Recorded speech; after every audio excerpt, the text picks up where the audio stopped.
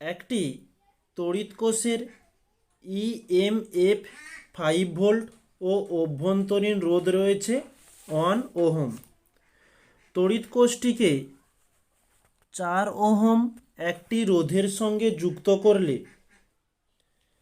42 সেকেন্ডে কত তাপ উৎপন্ন হবে? তাহলে এই প্রশ্নটির মধ্যে প্রথমত কাজ, যে প্রশ্নের মধ্যে যেগুলো দেওয়া রয়েছে সেগুলো আগে মানটা লিখে নেওয়া। তাহলে ইএমএফ এর মান রয়েছে 5 ভোল্ট। অভ্যন্তরীণ রোধকে আমরা স্মল আর দ্বারা চিহ্নিত করি 1 ওহম।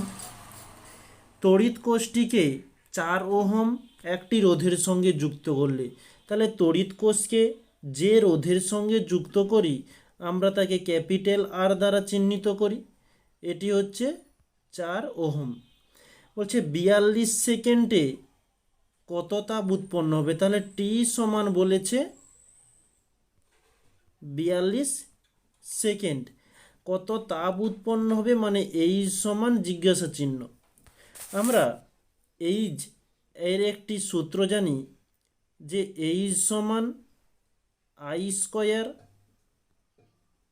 আর টি। ওকে, এই সমীকরণের মধ্যে আমরা যদি তিনটির মান বসিয়ে দেই এইচের মানটি পেয়ে যাব। কিন্তু এখানে দেখো ক্যাপিটাল আর এর মান রয়েছে এবং টি এর মান রয়েছে, কিন্তু আই এর মানটি দেওয়া নেই। তাহলে আমাদের ওই আই এর মানটিকে নির্ণয় করার জন্য আমরা একটা সমীকরণ জানি, আই সমান E by capital R plus small r. Okay, এর উপরে আমরা লিখে দিতে পারি যে তড়িৎচালক বল এবং অভ্যন্তরীণ রোধের মধ্যে সম্পর্ক, যে তড়িৎ চালক বল ও অভ্যন্তরীণ রোধের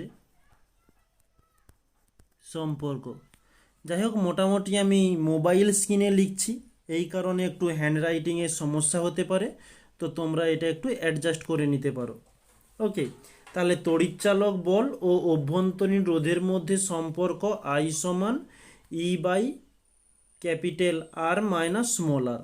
এবারে আমরা এখানে ইর মান পেয়েছি, ই হচ্ছে যে ইএমএফ যেটা বেরিয়েছে এটাই হচ্ছে ই। তাহলে ই হয়ে গেল 5 by capital R 4 plus small r রয়েছে 1। তাহলে 5 বাই 5 কাটাকাটি করলে পড়ে থাকছে 1।